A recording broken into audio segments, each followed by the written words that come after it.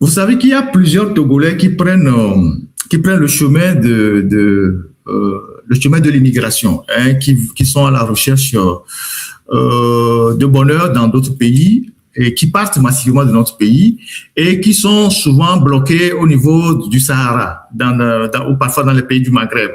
Et il y a des gens qui sont en Libye, qui sont en Tunisie et qui sont au Maroc depuis des années, qui n'arrivent pas à franchir la Méditerranée pour venir en Europe. Et ces gens-là, certains font 5 ans, 6 ans, 7 ans. À un moment donné, il y a certains qui décident de rentrer volontairement avec l'appui de l'OIM. L'OIM, c'est l'Organisation internationale pour les migrations. Mais il se fait que au niveau de l'OIM, leur bureau qui est à Lomé, il y a des gens qui essayent aussi de se sucrer sur le dos de ces migrants-là, une fois que ces migrants rentrent au pays. Alors, qu'est-ce qui se passe? Le programme de retour volontaire des migrants est un programme de prise en charge des migrants qui décident de retourner dans leur pays d'origine. Et ce programme-là comprend l'hébergement du volontaire dans un camp de transit et pour migrants, sa prise en charge jusqu'à son retour dans son pays aux frais de l'organisation et donc de l'OIM. Arrivé dans son pays d'origine, donc quand le migrant rentre dans son pays avec l'appui de l'OIM, d'ailleurs, il y a un avion qui a ramené plusieurs Togolais la dernière fois, je pense de la Libye, le migrant reçoit une prime. Donc les migrants ne rentrent pas les mains vides. Quand tu décides de rentrer au pays, l'OIM t'accompagne pour qu'une fois au pays, tu t'installes et que tu travailles, tu trouves quelque chose à faire.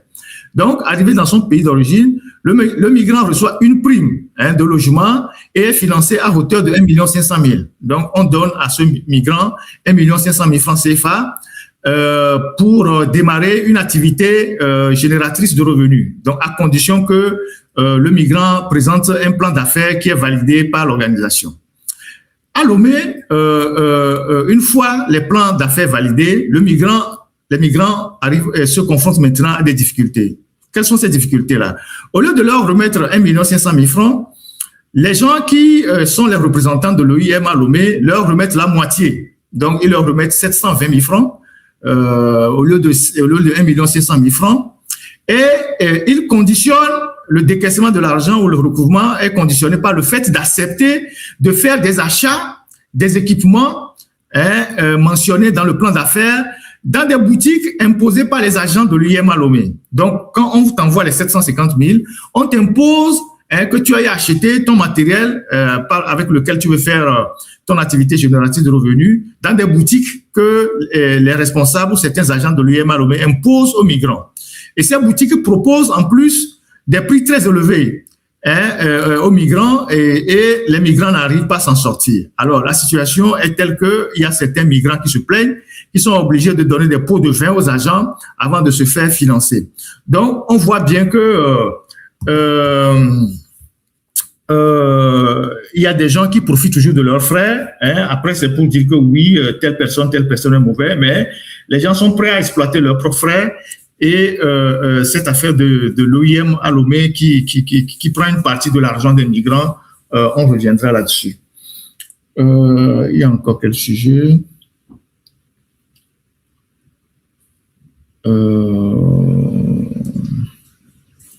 Alors, il y a les enseignants qui ont été licenciés en 2022 après avoir observé des grèves dans le système scolaire. Et ces gens qui ont été déflatés, licenciés, traversent des moments assez difficiles. Beaucoup sont sans revenus. Certains ont dû quitter le pays, mais la plupart sont au pays. Il y a eu des décès parmi eux. Il y a eu un groupe qui s'est constitué en collectif qui a saisi la Cour de justice de la CEDEAO, qui leur a donné raison, qui a demandé à l'État togolais de leur payer une certaine somme. Est-ce que l'État togolais s'est exécuté? Je ne sais pas encore. Mais toujours est-il que ce sont des compatriotes qui sont aujourd'hui dans la détresse, qui ont des familles à nourrir. Ils ont eu plein de décès dans leur rang. Or, le droit syndical est garanti par la Constitution togolaise. Donc, il est important que le problème-là soit réglé. Et je voudrais inviter nos frères qui ont été victimes à réactiver leur collectif et, s'il le faut, à faire des actions pour que leurs droits pour qu'ils soient rétablis dans leurs droits. Parce que si vous restez là, ne rien faire, Moi, je peux en parler une fois, je peux en parler une deuxième fois. C'est pas évident que, bon, les autorités bougent. Mais il vous revient à vous-même, comme j'ai eu à le dire dans plusieurs lives, que vous-même, vous réglez vos problèmes.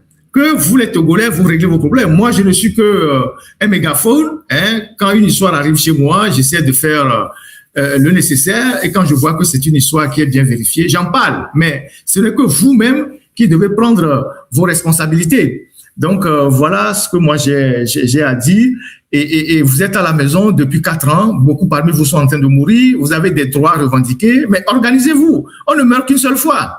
Donc, si vous restez là à pleurer, à ne rien faire, mais vous avez perdu votre emploi pour longtemps et personne ne va s'occuper de vous. Donc, j'en parle encore une fois, mais je vous exhorte à prendre vos responsabilités pour que les choses puissent bouger pour vous. Voilà ce que je veux dire. On va parler du dernier concours, le concours qu'on a eu, dont on a donné les résultats il y a quelques jours. Ce concours-là, nous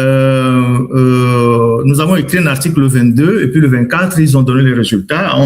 Il y a beaucoup de gens qui nous avaient interpellés sur la lenteur dans la proclamation des résultats de ce concours et on a dû interpeller les autorités et puis 2 jours après, on a donné les résultats. Mais selon plusieurs candidats, il y a eu des fraudes dans ces résultats-là. Il y a eu des fraudes. Bon, moi, je n'ai pas passé ce concours, mais plusieurs disent que ce concours a été émaillé de fraude, de beaucoup de fraudes, et qu'il y a eu beaucoup de népotisme, des gens ont choisi leurs proches, il y a eu, je sais pas, des arrangements entre parents et tout ça. Vous savez comment ça se passe au Togo, et des gens prennent des frères de village, des sœurs et tout ça, et quand vous n'avez personne, vous n'avez aucune chance de sortir.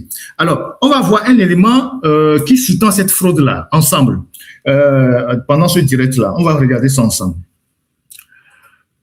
Vous voyez, dans cette catégorie, lorsqu'ils ont lancé le concours, il y a eu la catégorie des ingénieurs des travaux statistiques. Lorsqu'ils ont lancé le concours, il y a eu, puisqu'ils ont affiché la liste des gens qui ont été retenus avant de passer le concours. Et donc, dans la catégorie des ingénieurs des travaux et statistiques, il y a eu les noms que vous voyez en bas. 1, 2, 3, 4, 5, 6, 7, 8, 9, 10. Donc, il y a eu 10 personnes qui ont été présélectionnées. Et ces personnes qui ont été présélectionnées, regardez très bien les noms. Il s'agit de le premier nom, Anusungome Anika, Douti Soukman, Fiose Gabi Dieudonné, Badamasi Farida, Horo Palakiwe, Kola Palakiem Remona, Ndombe Komla, Patata et Sorana Atiki, Salima Morima et puis Sambiani Watante. Voilà les gens qui ont été retenus pour passer le concours. Donc, regardez très bien les noms, observez très bien les noms et regardez la rubrique, c'est ingénieur des travaux statistiques. Donc, dans ce groupe-là, il y a au moins 3 ou 4 femmes. Bon, 3 femmes, je vais voir les femmes. Je pense qu'il y a Badamasi Farida, il y a Anika aussi qui doit être une femme. Donc, il y a 2 femmes, et Salima Mourima, je ne sais pas si c'est une femme, mais ouais, il y a une femme, 2, ouais. Il y a 2 femmes dans ce groupe-là. Il y a 2 femmes, d'accord? Il y a 2 femmes dans ce groupe. Maintenant, on va voir les résultats. Voici les résultats du secteur des ingénieurs des travaux statistiques. Et quand vous voyez les résultats, vous verrez que dans les résultats, j'attends que ça apparaisse sur YouTube, vous verrez que dans les résultats, le 1, le 2 et le 4 n'avaient pas été retenus au préalable, donc n'ont pas passé le concours. Si vous voyez la première fiche qu'on a montrée, vous avez vu les 10 noms. Maintenant, voilà, la première fiche, vous voyez les 10 noms. Vous avez pu noter un peu les noms. Regardez les 10 noms sur la première fiche. Les 10 noms sur la première fiche. Regardez très bien. Maintenant, on va voir, et ça, c'est les noms qui ont été retenus pour passer le concours. Après sélection, c'est les noms qui ont été retenus. Donc, ingénieur des travaux statistiques. Donc, maintenant, on va voir les résultats. Voilà les résultats. Donc, quand vous voyez les résultats, vous verrez que le 1, le 2 et le 4 n'étaient pas sur la liste initiale. Donc, c'est des gens qui n'ont pas passé le concours, à moins qu'on vienne donner des explications. Donc, le 1, le 2 et le 4 n'étaient pas sur la première liste, n'étaient pas sur la liste présélectionnée. Donc, ce sont des gens qui n'ont pas passé le concours, mais qui, curieusement, sont admis. Certainement que dans d'autres secteurs de ce même concours, il y a eu aussi ces fraudes-là. Mais c'est ce secteur ingénieur des travaux publics qu'on a remarqué. Donc, il y a certainement dans d'autres secteurs où il y a eu le même mode opératoire. Donc, il y a des gens qui sont restés tranquillement à la maison et leur nom est sorti dans les résultats. Donc, voilà les choses qui se passent au Togo. On attend les organisations de concours qui viennent nous dire comment se fait-il que ces 3 personnes-là, le 1, le 2 et le 4, n'étaient pas sur la liste initiale et du jour au lendemain, on les trouve parmi ceux qui ont réussi. Nous faisons un article qu'on va balancer tout à l'heure sur le site de l'Alternative. Voilà. Et donc, entre les épreuves écrites en décembre 2024 et l'annonce des résultats, ce concours a fait quand même 2 bonnes années. Donc, il y a eu quand même 2 bonnes années pour donner les résultats de ce concours. Et donc, voilà les magouilles à la sauce togolaise. Donc, ceux qui ont initialement la première liste, vous pouvez faire le même exercice, hein, secteur par secteur. Il y a un secteur de sociologie, il y a un secteur dédié aux juristes, il y a un secteur dédié aussi au réseau informatique, il y a un secteur dédié aux travaux publics, il y a un secteur dédié aussi au marché public et tout ça. Donc, vous prenez la fiche initiale de ce concours, vous prenez les résultats et vous essayez de voir si les noms sont les mêmes. Si les noms sont les mêmes. Et ils ne se sont même pas foutus, hein, parmi les 5 qu'ils ont retenus là, de mettre une seule femme dedans. Et pourtant, ils parlent de, comment on appelle-t-on, de la promotion de la femme. Ils ne se sont même pas foutus, hein, de mettre une femme, hein, dans ça. Hein, voilà des éléments que vous pouvez retrouver en comparant ceux qui ont passé le concours et les résultats, et les noms de ceux qui sont apparus dans les résultats. Donc, les résultats ne sont plus disponibles sur le site. Non, mais il y a un document qui est sorti, qui circule sur WhatsApp, que vous pouvez retrouver, sur laquelle il y a tous les noms. Vous pouvez retrouver tout ça. Donc, voilà comment ça se passe avec le concours. Et il y a une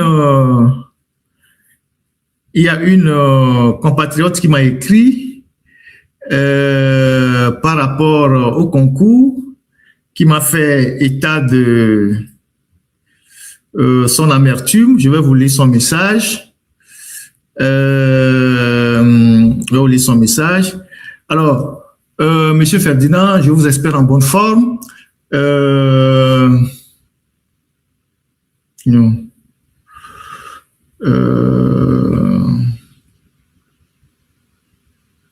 Non, c'est pas ça, c'est pas ce message. Ah là là, merde, j'avais son message. Je vais retrouver le message pour vous le lire.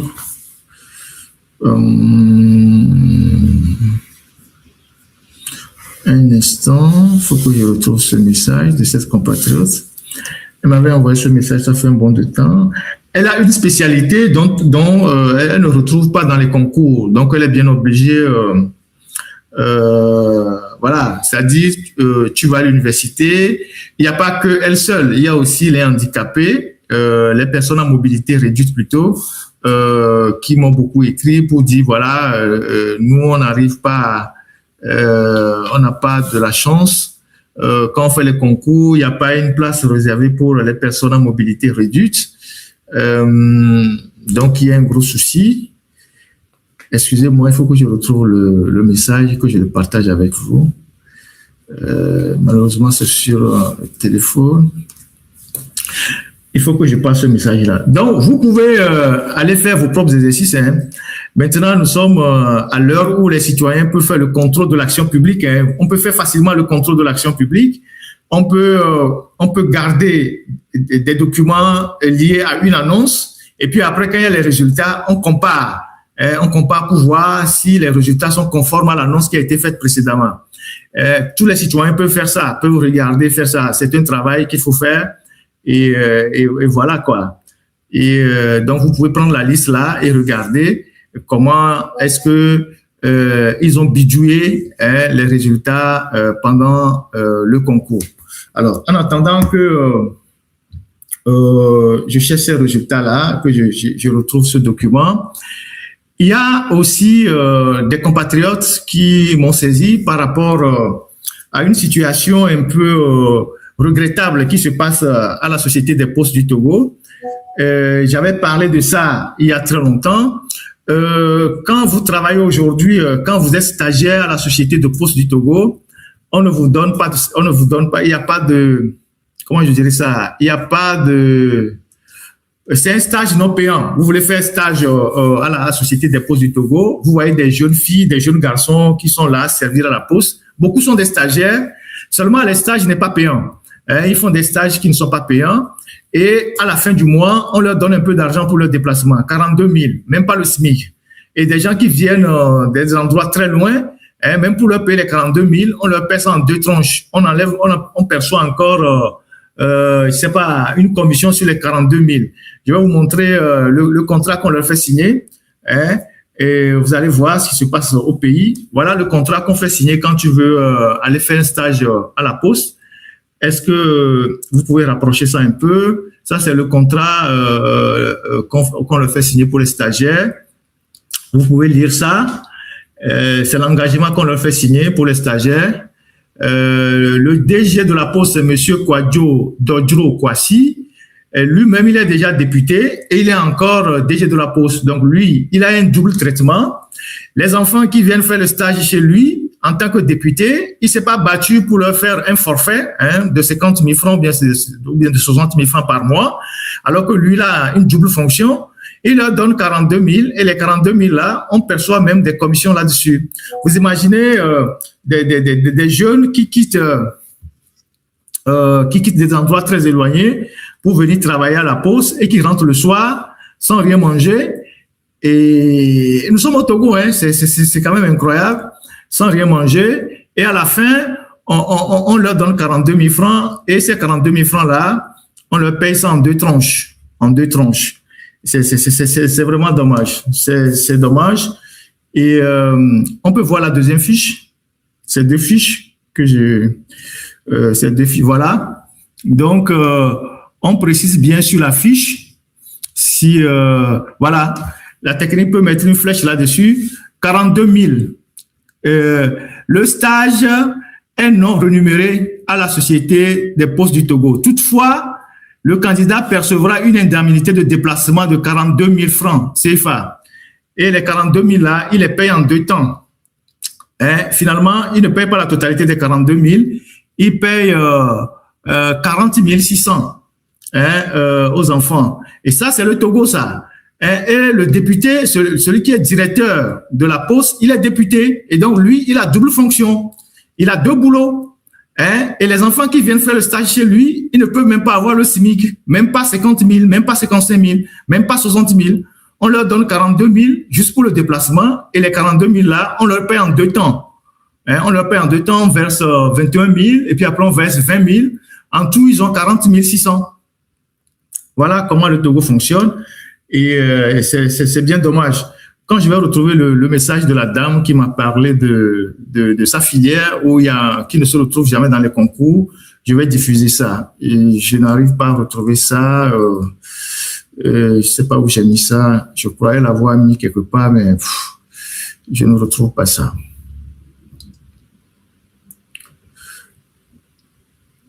Donc, ils font un stage non rémunéré. Ils vont quitter la maison.